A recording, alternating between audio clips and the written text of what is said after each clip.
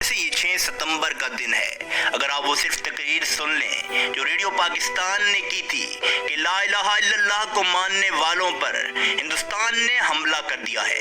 मेरे हमवतनों, जंग शुरू हो चुकी है, उठो और दुश्मनों पर टूट पड़ो।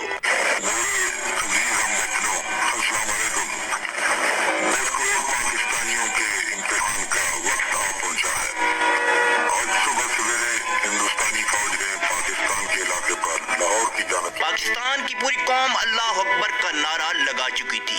हिंदुस्तान की फौज ने 6 सितंबर की सुबह फजर से जरा सा पहले लाहौर पर हमला किया और उनके जर्नैल ने ये भड़क मारी थी कि हम 11 बजे तक लाहौर के जिमखाना में बैठकर शराब पिएंगे और बदमाशी की महफिल सजाएंगे।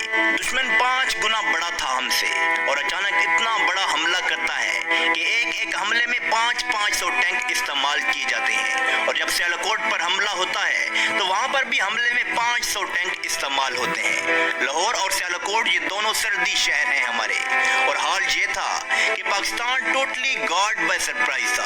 आपको वाकया सुनाते हैं, ये वाकया सुनकर आपको अंदाजा होगा कि 6 सितंबर को हम इतने रोमांटिक तरीके से क्यों मनाते हैं और 65 की जंग में एग्जैक्टली हुआ क्या था। एयर चीफ ने नूर खान साहब की दिलेरी देखकर, लीडिंग फ्रॉम द फ्रंट जिसे कहते हैं, उन्होंने कहा कि ये सोटस नहीं जाएंगी कि जब तक मैं खुद ये ना देख लूं कि ये कितनी खतरनाक है हमारे पायलट्स के लिए। पाकिस्तान की फौज वो अजीम तरीन फौज है जिसमें फौजी अफीसर्स का कैजुअलिटी रेट बहुत ज्यादा था, इसलिए कि हमारे अफीसर्स आगे बढ़कर लीड करते हैं। पाकिस्तान नेवी के पास सिर्फ एक सबमरीन थी और वो थी गाजी, और इस एक सबमरीन ने दुश्मन का नाका बंद किया हुआ था। पाकिस्तान की नेवी आगे बढ़कर गई और दुश्मन के ठिकाने तबाह कर दिए। जब सियालकोट पर हमला हुआ तो तोपें फिट कर दी गई और बड़े बड़े टैंक लाकर खड़े किए हुए थे। ये वो वक्त था जब पाकिस्तानी फौज जवाबी हमला कर रही थी। ऐसे मुआजिज़ात देखे गए कि जिनके बड़े बड़े ऑफिसर जनरल एनी शाद हैं, बल्कि इन मुआजिज़ात पर बड़ी बड़ी किताबें लिखी गई हैं जिनमें इन मुआजिज़ात का जिक्र किया गया है। एक सेक्टर पर हमारी तोपों को मदद की जरूरत पड़ी क्योंकि दुश्मन के टैंकों का दबाव बहुत सख्त था। दुश्मन के टैंक हमारी तोपों की आखिरी हद से भी 4 किलोमीटर दूर थे, मतलब ये कि गोला वहां पर पहुंच ही नहीं पा रहा था जहां पर दुश्मन का टैंक था। और जब मदद मांगी गई तो हिसाब लगाया गया कि हमारी तोपों के गोले तो दुश्मन तक पहुंच ही नहीं रहे, और सूरत हाल ये थी कि अगर उस वक्त मदद ना दी जाती हमारी फ्रंट लाइन को तो पूरे सियालकोट सेक्टर पर दुश्मन कब्जा कर लेता। अल्लाह के तवक्कल पर यकीन करें कि अफसरों की आंखों में आंसू आ गए और उन्होंने अल्लाह पर तवक्कल करते हुए तोपों का मुंह दुश्मन की तरफ कर दिया, और जब हमारी फौज ने फायर किया तो अजीब सा मुआजिज़ा सामने आ गया।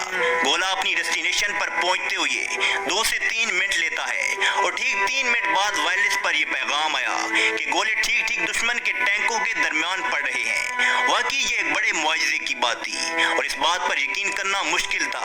और हमारी फ्रंट लाइन ने जो मोर्चे आगे होते हैं वहां से नारा तकबीर की आवाजें सुनाई देने लगी और ये आवाजें आने लगी कि गोले ठीक दुश्मन के टैंकों के बीच गिर रहे हैं, और हमारी तोपों से जो गोले बरसाए जा रहे थे उनकी हद से भी दुश्मन के टैंक 3 से 4 किलोमीटर दूर खड़े हुए थे।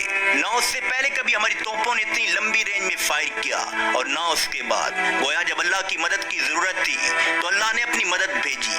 ये वाकयात हजारों किताबों में लिखे गए हैं और ऐसे कई वाकयात हुए हैं। आप मुमताज मुफ्ती की किताबें उठाकर देख लीजिए, अलग नगरी देख लें, तलाश देख लें।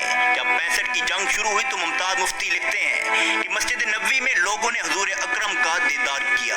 लोग क्या देखते हैं कि हुजूर अकरम सल्लल्लाहु अलैहि वसल्लम जंगी लिबास में हैं और उनके साथ जंगे बदर के शोहदा हैं और पाकिस्तानी मदद के लिए तैयार हैं कि पाकिस्तान पर हमला हुआ है और हमने इसका दिफा करना है। और ये बातें मुमताज मुफ्ती ने लिखी हैं, किताबों में छपी हैं, अखबारों में छपी हैं। ये बातें हम अपनी तरफ से नहीं बना रहे। दुश्मन के जहाजों को ये जिम्मेदारी दी गई थी कि रावी के पुल पर हमला करना है और उसको नुकसान पहुंचाना है, लेकिन वो पायलट पकड़ा गया और जब इससे पूछा गया कि पुल तो तुम्हारे सामने था, तुमने बमबारी क्यों नहीं की?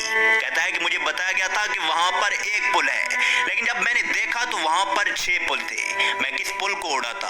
और ये बातें दुश्मनों ने कही हैं जो उस वक्त पकड़े गए थे। उन्होंने बताया कि हमने देखा कि एक काले लिबास में फौज थी, उनके हाथों में तलवारें थी और उन तलवारों से चमक निकल रही थी और वो फौज घोड़ों पर सवार थी। ये सारी बातें दुश्मन के पायलट्स की हैं। दुश्मन ने बताया कि हम लगातार बम गिरा रहे थे लेकिन एक भी बम फट नहीं रहा था। हुजूर फरमाते हैं कि फिजाए बदर पैदा करो تمہاری مدد کے لیے ضرور آئیں گے۔ جنگ بدر میں ہوا تھا ایسا۔ اللہ تعالیٰ قرآن پاک میں فرماتے ہیں کہ میں نے جنگ بدر میں مسلمانوں کی مدد کے لیے 1000 ملائکہ کو مدد کے لیے بھیجا، اور یہ بات 1400 سال پہلے تک ہی محدود نہیں ہے۔ مسلمان جب بھی پختہ ایمان کا مظاہرہ کریں گے، ملائکہ ان کی مدد کے لیے ضرور آئیں گے۔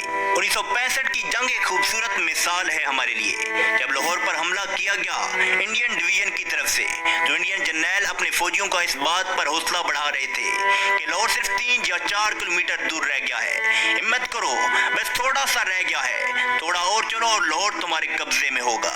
لیکن پاکستانی فوج نے بھی شدید مزاحمت کی تھی اور جسموں پر بم باندھ کر ٹینکوں کے نیچے لیٹ گئے تھے، جس سے دشمن کے ٹینک ہوا میں اس طرح اڑ رہے تھے جیسے تیز آندھی میں تنکے اڑ رہے ہوں۔ حقیقت میں لاہور 3 کلومیٹر دور نہیں تھا بلکہ 14 کلومیٹر دور تھا۔ بس انڈین جرنیل اپنے فوجیوں کا حوصلہ بڑھا رہے تھے، اور جب ایک پاکستانی افیسر نے یہ سنا کہ انڈین جرنیل یہ باتیں کر رہے ہیں تو وہ پاکستانی افیسر شدید زخمی تھا، لیکن اس نے زخموں کی پرواہ نہ کرتے ہوئے سڑک کے کنارے ایک کتبہ لگا ہوا تھا جس پر لکھا ہوا تھا کہ لاہور 14 کلومیٹر دور ہے۔ اس نے وہ کتبہ وہاں سے اکھاڑ لیا اور پھر رینگتے ہوئے کافی آگے تک گیا اور وہاں پر وہ کتبہ زمین میں پیوست کر دیا اور اس پر اپنے خون سے لکھ دیا کہ 14.2 بلڈی مائلز، جس کو دشمن کبھی بھی پار نہ کر سکا۔ اس کے بعد شہیدوں کے آنے کا سلسلہ شروع ہو گیا، کیونکہ سارے مرد حضرات کام میں اتنے مصروف تھے کہ شہیدوں کو وصول کرنے کے لیے فوجی کم پڑ رہے تھے، تو یہ ذمہ داری نرسوں نے سنبھال لی۔ جب فوجی افسروں نے یہ دیکھا کہ نرسیں شہیدوں کی لاشوں کو اٹھا رہی ہیں اور پھر سائٹ پر رکھتی جا رہی ہیں، تو فوجی افسر نے اپنی یونٹ میں جا کر کہا کہ شاباش شیرو، سینے پر گولی کھانا، تمہاری مائیں اور بہنیں تمہارا استقبال کرنے کے لیے پیچھے کھڑی ہیں، یہ نہ ہو کہ تم پیٹھ پر گولی کھا کر آ جاؤ اور بہنوں اور ماؤں کے سامنے شرمندہ ہونا پڑے۔ یہ تھا جذبہ اس فوج کا۔ سب نے اس وقت وہاں پر قسمیں کھائیں کہ ہم سینے پر گولی کھائیں گے اور شجاعت سے لڑیں گے۔ ایک وقت ایسا بھی آیا کہ جب دشمن کے ٹینک ہمارے توپ خانے کے بالکل قریب آ چکے تھے اور اب براہ راست ٹینکوں کی جنگ ہونے والی تھی۔ کہا جاتا ہے کہ دوسری جنگ عظیم کے بعد یہ پاکستان کی سب سے بڑی ٹینکوں والی جنگ تھی جو سیالکوٹ میں لڑی گئی۔ باقاعدہ اٹلیہ آفیسر نے یہ کمانڈ دی کہ اے کی upload and A P load, یعنی ہائی ایکسپلوزیو شیل نکال دو اور ہیوی ایکسپلوژن کرو، یعنی ٹینکوں کی براہ راست لڑائی ہونے والی ہے اور یہ ایسا موقع ہوتا ہے جب آر یا پار ہوتا ہے۔ اور ٹھیک موقع پر دھندیں آ گئی اور دھند کی وجہ سے دشمن کا ٹینک وہاں پر رک گیا۔ پھر اللہ نے دشمن کی فوج پر خوف طاری کر دیا اور پھر پاکستانی فوج کے جوانوں نے اور عوام نے بھی اپنے جسموں پر بم باندھ کر ٹینکوں کو اس طرح اڑا دیا جیسے ہوا میں تنکے اڑتے ہیں۔ ایسی کیا چیز تھی جس نے مسلمانوں کو یہ کرنے پر مجبور کیا؟ یقیناً وہ کلمہ تھا، وہی کلمہ جو ہمارے دلوں کی دھڑکنوں میں ہے۔ یہی وہ جنگ تھی جس کو مسلمانوں نے اپنے ایمان، اپنے اتحاد اور اپنے جذبے کی بنا پر جیتا اور ملک پاکستان کو ہمارے حوالے کیا۔ کبھی اس کو چھوڑ کر نہ جانا کہ اس میں ہمارے بزرگوں کا خون شامل ہے۔ تو اس کے ساتھ ہی دوستو ہماری یہ ویڈیو